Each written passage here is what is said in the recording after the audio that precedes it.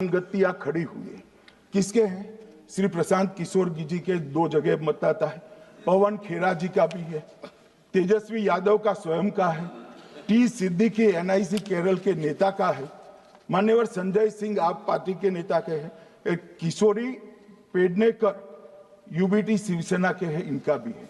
मान्यवर सामान्य गलतियां हैं, क्योंकि एक नियम आ गया जिसका जब वोट काटने का जिसका अधिकार है उसको रोक लिया गया, तो आरओ वोट काट नहीं सकता था, इसलिए 2 जगह रह गए। अब वो ही एक गहन पुनर्निरीक्षण से सुधरना है, मगर आप गहन पुनर्निरीक्षण को वोट चोरी कह रहे हो। मान्यवर, वोट चोरी किसको कहते हैं वो मैं बताना चाहता हूं, और हमारे यहाँ कुछ परिवार ऐसे हैं जो पूछते नहीं वोट चोरी। मान्यवर, पहली बात मैं स्पष्ट करना चाहता हूं, मैं 30 साल से विधानसभा और संसद में जनप्रतिनिधि के रूप में चुनकर आता हूं। मुझे लंबा अनुभव है संसदीय प्रणाली का। विपक्ष के नेता महोदय कहते हैं कि पहले मेरी बात का आप जवाब दीजिए, मैं सुनना चाहता हूं। आपकी मुनसफी से संसद नहीं चलेगी, मेरे आप बोलने का क्रम मैं तय करूंगा, इस तरह से नहीं चलेगी संसद। मान्यवर, उनको धैर्य रखना चाहिए, मेरा जवाब सुनने का। इनकी एक एक बात का जवाब मैं दूंगा, मगर मेरे भाषण का क्रम वो तय नहीं कर सकते, मैं करूंगा, क्योंकि मैं बोल रहा हूं। मान्यवर, आपके चेहरे पर बैठो। मान्यवर, आपके चेहरे पर चिंता की लकीरें मैं देख रहा हूं कि मैं क्या बोलूंगा। मैं उनके उकसावे में नहीं आऊंगा, मैं मेरे विषय पर बोलूंगा। मान्यवर, मैंने इतना ही कहा कि मैं मेरे भाषण का क्रम मैं तय करूंगा। मेरे भाषण का पहले क्या बोलना, बाद में क्या बोलना, मैं तय करूंगा। और मैं मानता हूं कि हर एक वक्ता का ये अधिकार है, उनका भी है, मेरा भी है। कल वो बोल रहे तो हम ऐसा थोड़ी ना बोले आप झूठ क्यों बोल रहे हो, हम नहीं बोल सकते साहब। वो माननीय विपक्ष के नेता है, वो बोल सकते हैं अपना भाषण। मान्यवर, और मैंने तो ये भी कहा, मेरा पूरा भाषण छूट कर कुछ बच जाता है तो आप पूछिएगा, मैं जवाब दूंगा, मगर अब धैर्य भी चाहिए और सुनना भी चाहिए, दोनों चीजें करनी पड़ती है। मान्यवर, वोट चोरी का कोहराम बचा।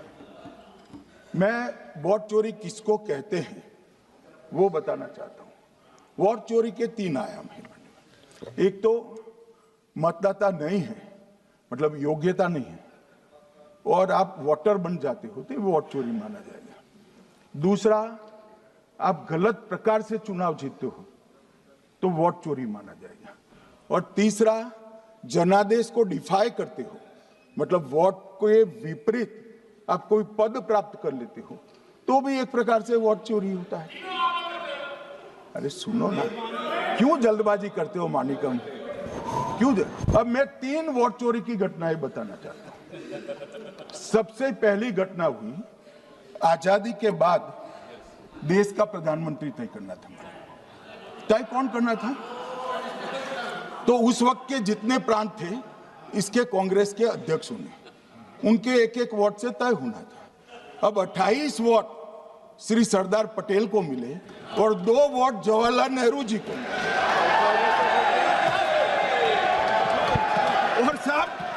और साहब प्रधानमंत्री जवाहरलाल जी बने।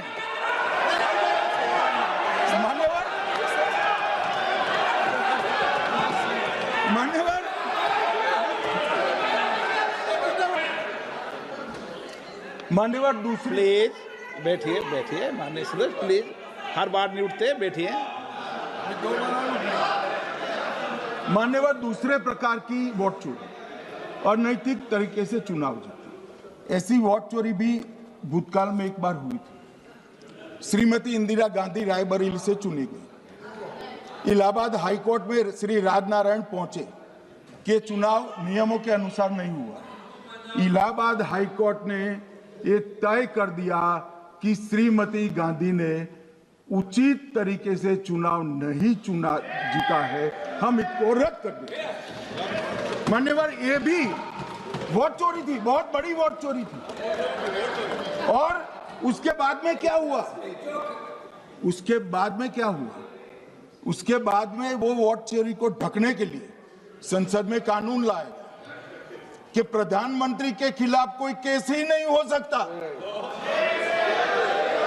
मैं विपक्ष के नेता को कहना चाहता हूं, इम्यूनिटी की बात आप चुनाव आयोग की पूछ रहे हैं, इसका तो मैं जवाब दूंगा, इसका मैं जवाब दूंगा इम्यूनिटी का। मगर ये इम्यूनिटी जो श्रीमती गांधी ने दी थी, इसके लिए आपका क्या कहना है? आपका क्या जवाब है? और उन्होंने तो स्वयं के लिए ले ली।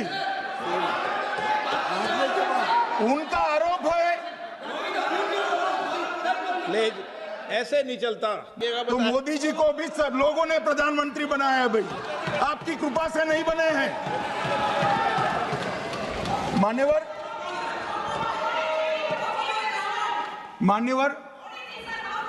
नो प्लीज, ऐसे माननीय तरीका ठीक नहीं है आपका, 2-2 मिनट में उठना।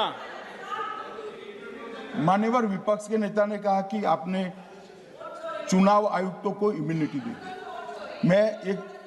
इनका आरोप सत्य नहीं है, मैं इसकी बात बाद में करता हूं। परंतु हमने तो चलो मानो चुनाव आयुक्त को इम्यूनिटी दी,